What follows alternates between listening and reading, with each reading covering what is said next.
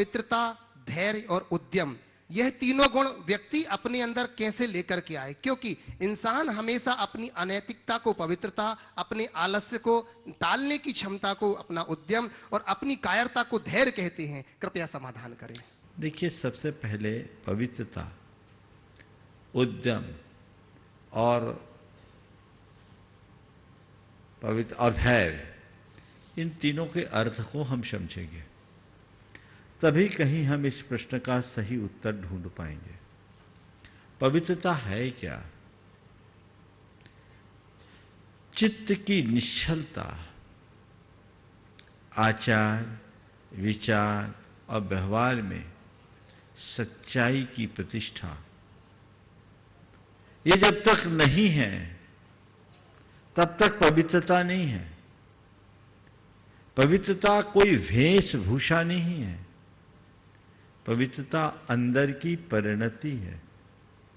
जो भीतर से पवित्र होता है, जिसके मन में निर्मलता होती है, जिसके जीवन में सच्चाई होती है, वही कुछ आगे करेगा। तो सच्चे अर्थ में जो पवित्र है, उसके जीवन में अनैतिकता तो आ ही नहीं सकती। तो अनैतिकता अगर कहीं है तो अपवित्रता है। वो बात भले कहे, उसके द्वारा पवित्रता का स्वांग होगा, पवित्रता नहीं। तो अपने आप को पवित्र बनाने के लिए मनुष्य को सबसे बड़ी जरूरत है स्वयं के प्रति ईमानदार बनने की। सत्यनिष्ठ हो, सच्चाई से जुड़े अपने अंदर, तब अच्छाइयां अपने आप आएगी। मैं तो कहता हूं, दूसरों के साथ लोग बेईमानी बाद में करते हैं, खुद के प्रति लोग बेईमान ज्यादा होते हैं। अपने प्रति हम ईमानदार बने, नंबर 1। दूसरी बात, आपने कहा आलस्य को ही उद्यम कहते हैं। ये हमारी बड़ी कमजोरी है।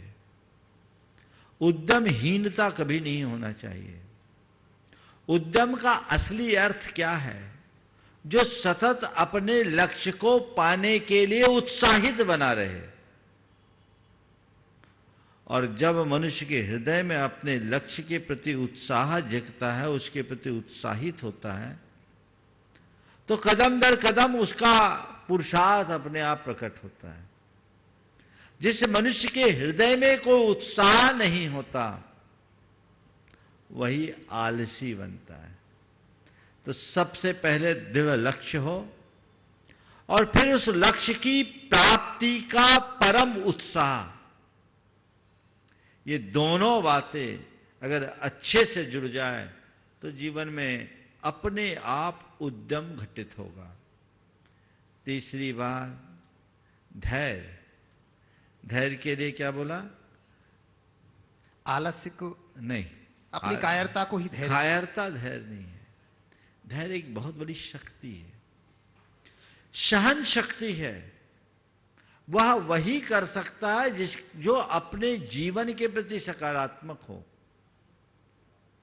किसी घटना, किसी प्रसंग या किसी परिस्थिति से प्रभावित होकर प्रतिक्रिया करने में महानता नहीं है, अपितु विषम से विषम स्थितियों में भी अपनी स्थिरता बनाए रखकर उसको पचाने की सामर्थ्य विकसित करने का नाम धैर्य है। तो धैर्य बहुत बड़ा गुण है, जो सबको पचाने में समर्थ हो, सबको समाने में समर्थ हो, सबको सहने में समर्थ बना दे, वह गुण धैर्य गुण है। तो हमें अपने जीवन में इन तीनों को लाने के लिए सतत स्वयं को उत्साहित रखना चाहिए। और भावना योग यदि व्यक्ति करे तो मैं समझता हूँ ये तीनों गुण उसमें एक साथ जुड़ सकते हैं।